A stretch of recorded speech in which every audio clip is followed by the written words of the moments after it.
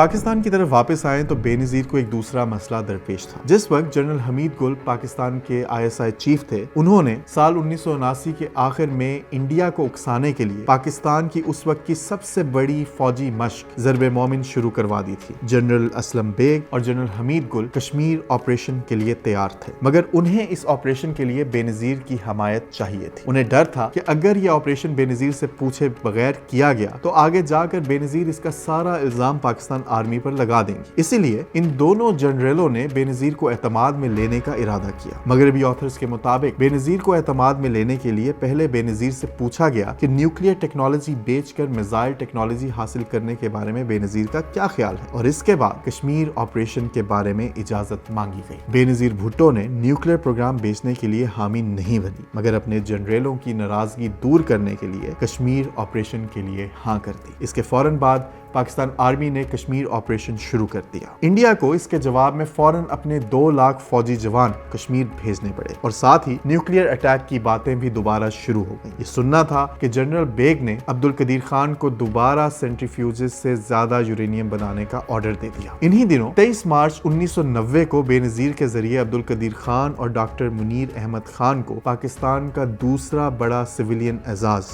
ہلال امتیاز بھی نوازا گیا۔ ایک اہم بات ان سب میں ذہن میں رکھنا ضروری ہے، وہ یہ کہ عبدالقدیر خان اس وقت مینلی یورینیم انریچمنٹ پر کام کر رہے تھے، مگر PAEC ابھی بھی پورے نیوکلیئر پروگرام کے 20 سے زیادہ پروجیکٹس کو سنبھال رہی تھی۔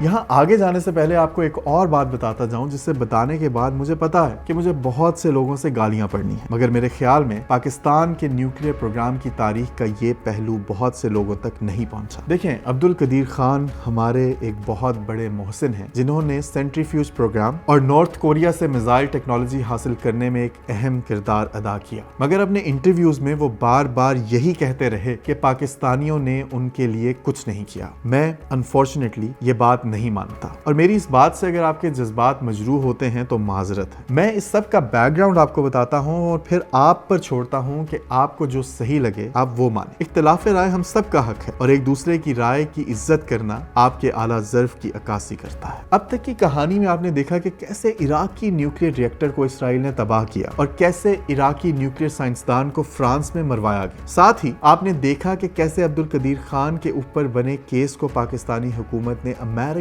کے ذریعے پریشر ڈال کے ہالینڈ میں بند کروایا۔ ان کی ازدواجی زندگی اور ورک لوڈ کے بارے میں بھی پاکستان جیسے ملک میں ان کے لیے سائیکیاٹرسٹ کا انتظام کیا گیا۔ پھر ان کے انٹرویوز کے بعد امریکی پریشر کے باوجود انہیں ہر طرح سے امریکی CIA، موساد اور را کے حملے سے بچانے کے لیے ہمیشہ پروٹیکشن میں رکھا گیا۔ ان سب باتوں کے علاوہ بھی پاکستان میں ان کا ہر طریقے سے خیال رکھا گیا۔ جنوری 1990 تک عبدالقدیر خان کا شمار پاکستان کے کامیاب ترین لوگوں میں ہوتا تھا، یہاں تک کہ اسلام آباد میں کوئی بھی زمین ڈیولپ کرنے میں مدد کرنے کے لیے مختلف لوگ عبدالقدیر خان کی سفارش کا سہارا لیتے تھے۔ عبدالقدیر خان خود پاکستان میں ایک ہوٹل، ایک کلب اور اسلام آباد میں پراپرٹی کے مالک تھے۔ اس کے علاوہ ہاٹ اسپاٹ نامی ایک چائنیز ریسٹورانٹ بھی ان کا ہی تھا۔ اس سب کے ساتھ ساتھ عبدالقدیر خان نے راول لیک کے ساتھ اپنا ایک پارک یا ریزورٹ بھی بنایا تھا۔ اس پارک پر کافی حکومتی افسروں نے اپنے خدشات کا اظہار بھی کیا تھا، کیونکہ اس سے راول لیک، اسلام آباد اور پنڈی کے لیے آنے والا پینے کا پانی خراب ہوتا تھا۔ یہاں تک کہ بیوروکریسی کے آرڈر کے بعد اسلام آباد کا پولیس چیف وہ پراپرٹی بند کروانے جب وہاں گیا تو عبدالقدیر خان کے ایک اہلکار نے اسے گولی مار کر ہلاک کر دیا تھا، مگر پھر بھی پاکستان میں عبدالقدیر خان کے اس اہلکار کے خلاف کوئی کچھ نہیں کر سکا۔ عبدالقدیر خان اس زمانے میں اتنے طاقتور تھے کہ انہی دنوں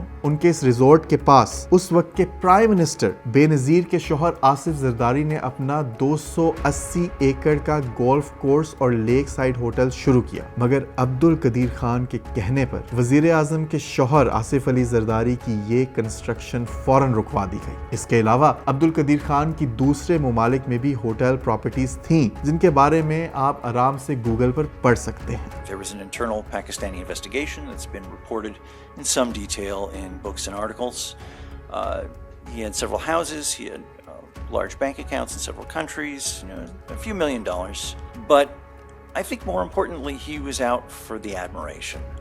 He wanted love and affection and honor that his countrymen could bestow on him. Why exactly? इस सब के साथ साथ हमारी ISI ने हर तरह से अब्दुल कदीर खान के इमेज को पूरे मुल्क में प्रोटेक्ट करने के लिए कोशिश की। इसका एक वाकया बताता जाता हूं कि 1981 में स्टीवन विजमैन और हर्बर्ट क्रॉन्जे ने इंडिया, इसराइल और पाकिस्तान के न्यूक्लियर प्रोग्राम पर एक किताब लिखी जिसका नाम था द इस्लामिक बॉम्ब। इस किताब के 3 चैप्टर पाकिस्तान के न्यूक्लियर प्रोग्राम पर थे। ये किताब उस जमाने में पाकिस्तान में बैन कर दी गई थी, मगर 1988 में एकदम इस किताब की कुछ कॉपियां मुल्क के नामवर पॉलिटिशियंस, जनरल्स, सियासतदानों और अहम लोगों तक कोरियर के जरिए पहुंचवाई गई। किताब को पढ़ने वाले बताते हैं कि इस किताब में अजीब सी बात थी। पाकिस्तान के न्यूक्लियर प्रोग्राम के बारे में जहां भी बात हो रही थी वहां अब्दुल कदीर खान की तारीफों के पुल बांधे हुए थे और साथ साथ मुनीर अहमद खान को बुरा भला कहा गया था। बाद में जब कुछ लोगों के हाथ इस किताब का इंटरनेशनल वर्जन लगा तो उन्होंने देखा कि इंटरनेशनल वर्जन में कहीं भी ऐसा कोई जिक्र नहीं था, यानी पाकिस्तान में किसी ने इस किताब को दोबारा से तहरीर करवा के अब्दुल कदीर खान की तारीफों से भर के ISI के जरिए लोगों तक पहुंचाया था। हुकूमती सतह पर ISI के चीफ न्यूक्लियर प्रोग्राम में ISI की इन्वॉल्वमेंट नहीं मानते और ये बात आप अभी हमारे पुराने ISI चीफ की जुबानी सुनेंगे, मगर हकीकत आपको खुद अब तक अच्छी तरह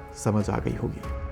Look, ISI's functions are external intelligence or external operations. As far as the nuclear program was concerned, it was strictly kept outside the domain of the ISI. It had its own intelligence organization. So people, experts from many organizations were pulled together and they were the ones who were responsible for that.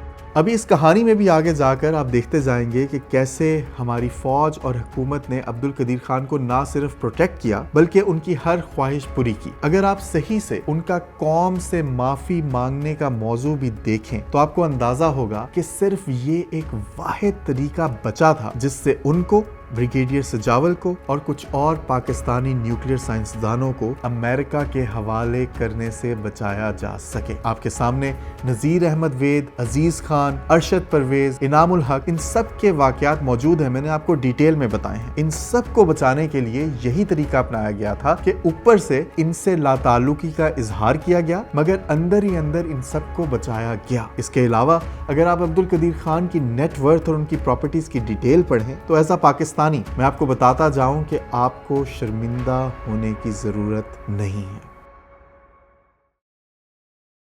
What we can see is he was awarded an extraordinary number of gold medals and other awards, starting in March 1984 and really picking up after 1997. And how it seems to have worked is he would make a large monetary gift to various civic organizations in Pakistan, and then that would be with the expectation that they would provide him with this very public honor. So the honors are the flip side of the philanthropy. Similarly, he got 6 honorary doctorates, 5 of them after 97. So what's the significance of 97 here? Well, that's the big Libya deal, when he started getting lots of money. I don't argue that his only source of money was proliferation. The Pakistani investigation found that he operated Kahuta, KRL, in a fairly corrupt manner. So he had more than one source of money, but this seems to have been an important one. You know, as for the philanthropy, he built a lot of educational institutions, particularly the Ghulam Ishaq Khan Institute of Science and Technology, where he seems to have put a lot of his own money into it. And again, you got to make money to spend money, and he was doing this on a civil servant salary. We've heard some feeble excuses about his wife's parents had some land, which, you know, not very credible.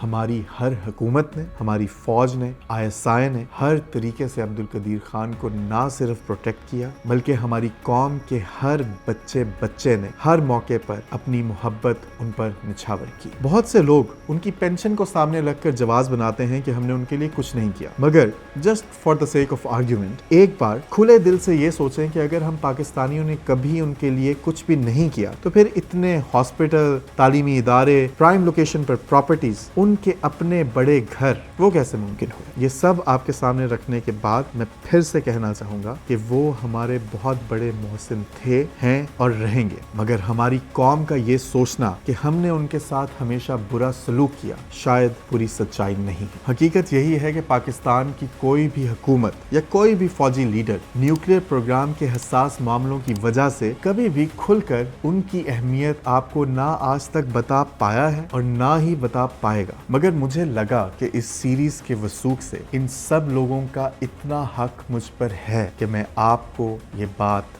بتاتا جاؤں۔ آگے کیا ہوا یہ دیکھیں گے ہم اس کہانی کی اگلی قسط میں۔ اگر میری طرح آپ کو بھی لگتا ہے کہ پوری دنیا کے خلاف ہم پاکستانیوں کی اس جنگ اور فتح کی کہانی پاکستان کے بچے بچے کو پتہ ہونی چاہیے، تو پھر کہاں اور کس سے یہ ویڈیو شیئر کی جائے یہ آپ مجھ سے بہتر جانتے ہیں۔